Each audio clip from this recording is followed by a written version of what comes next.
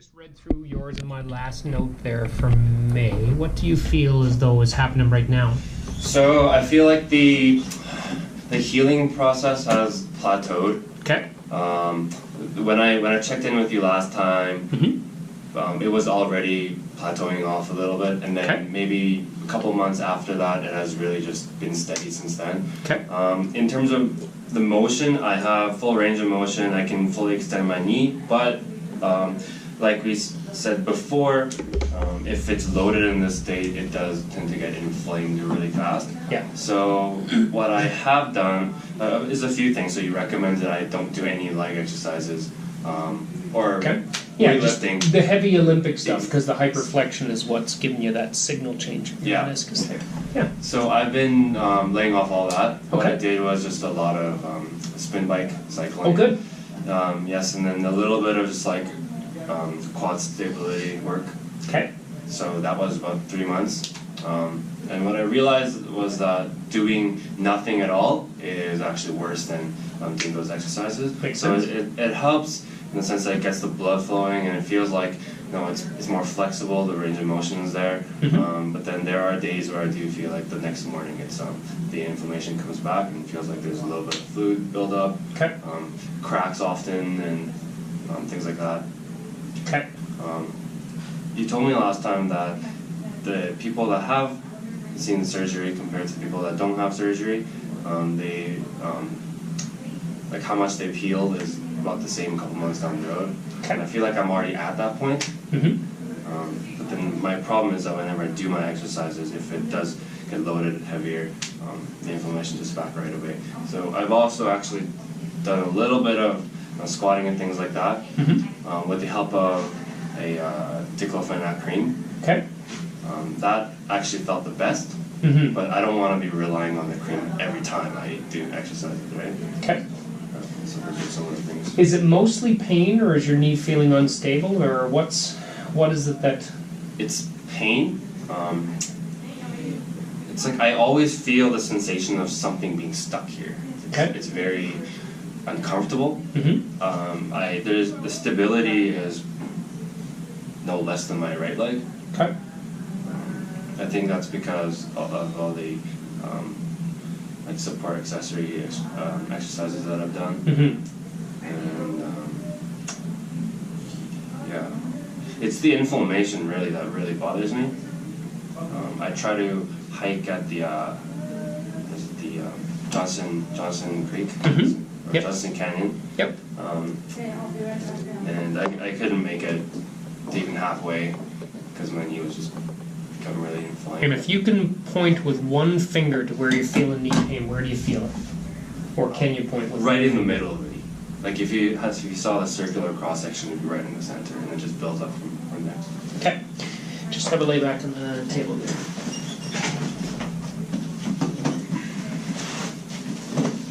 And your good knee is okay. Can I test this one first? Try and let everything go loosey-goosey. Good. Okay. Relax, relax, relax. Oh, we could. Okay. Any grief there? Nope. Okay. Can I do all that on this side? I think so. Any grief there or there? Nope. Okay.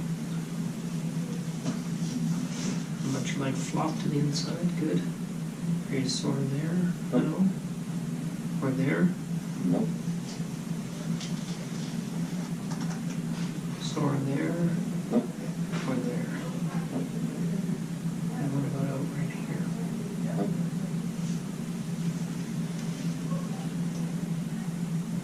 And is that where you're sore?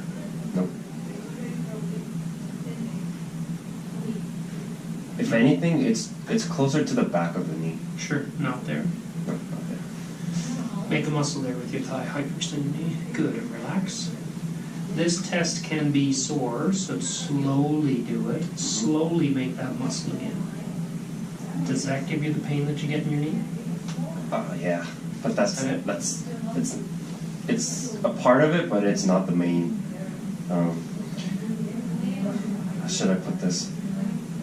So if you if you do that again, like before it gets fully extended, that's closer to the pain I get because I feel like it kind of stretches that joint out a little bit. Okay. And then that's also And just flip over on your stomach, if you can. Try and let everything go loosey-goosey. Is that area sore? No. Pull your heel to your bum. Does that give you the pain in the back of your knee? No. But I know that if I do that enough times, it does. Okay. So not right there? I think it's just tender, just not because of the meniscus. And hold right there. Okay. And not right there? Nope. Okay, you can sit up if you're more comfortable. So that's the popliteus muscle that I'm testing there, which oftentimes can be sore in the back of the knee. Yeah. I mean, as a surgeon, I do surgery, and am happy to do surgery happier to do surgery when I can be certain, or I can give somebody as close to an assurance as I can that, yeah, I know I can make you better than this.